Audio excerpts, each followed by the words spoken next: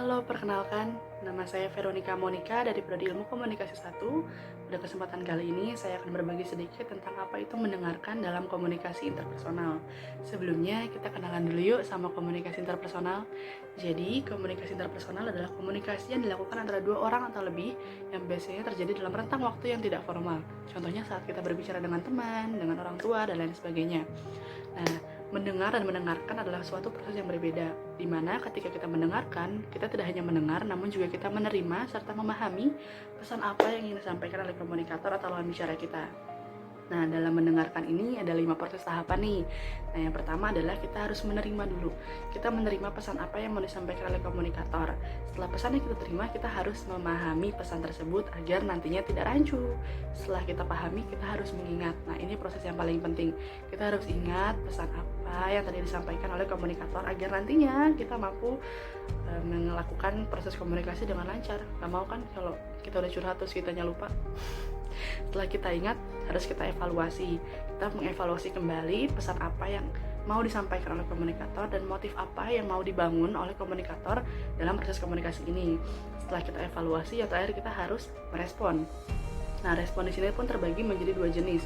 Yang pertama, kalian bisa langsung merespon ketika komunikator berbicara, atau yang kedua, menunggu dulu sampai benar-benar pesannya tersampaikan oleh si komunikator. Nah, nggak mungkin dalam suatu kegiatan nggak ada perbedaan. Begitu pula dalam kegiatan mendengarkan ini. Dalam mendengarkan dalam komunikasi interpersonal ada 3 perbedaan. Yang pertama, suara dan bahasa.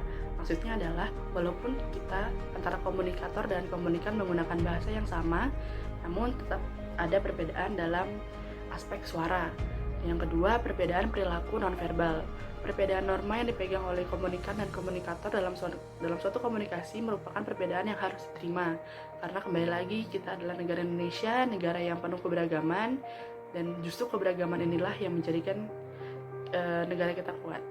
Dan yang terakhir adalah kepercayaan. Perbedaan suatu kepercayaan atau keyakinan antara satu orang dan orang lainnya. Perbedaan ini pun harus minimal dimengerti dan diterima untuk memudahkan proses komunikasi. Seperti yang udah aku jelaskan tadi, jadi perbedaan itu bukannya memecah, namun saling menguatkan. Kalian pernah dengar gak sih ada statement yang bilang kalau cewek itu lebih bagus atau lebih baik dalam mendengar dan memberi respon daripada laki-laki? Padahal sampai detik ini pun belum ada bukti konkret yang membuktikan pernyataan tersebut. Jadi statement tersebut bukan terpaku pada gender, jadi semuanya kembali lagi pada pribadi masing-masing. Terus gimana sih caranya kita bisa mendengarkan dengan efektif?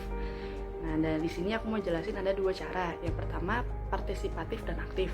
Kunci komunikasi interpersonal yang efektif adalah dengan cara menjadi pendengar yang aktif juga partisipatif, dengan cara memposisikan diri kita sebagai partner bagi komunikator. Jadi kita memposisikan diri kita setara dengan mereka tanpa adanya superioritas, tanpa adanya senioritas. Jadi komunikan tidak merasa terganggu atau terbebani dalam proses komunikasi tersebut. Juga si komunikator tidak merasa paling superior. Dan yang kedua ada empati dan objektif.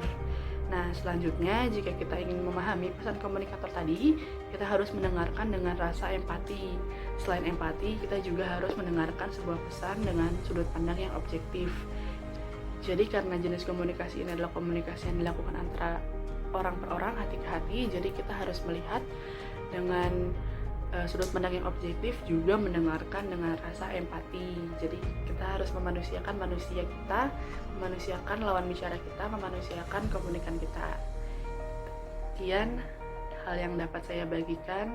Semoga hal ini dapat berguna bagi kita untuk lebih dapat bertumbuh ke depannya dengan baik. Terima kasih.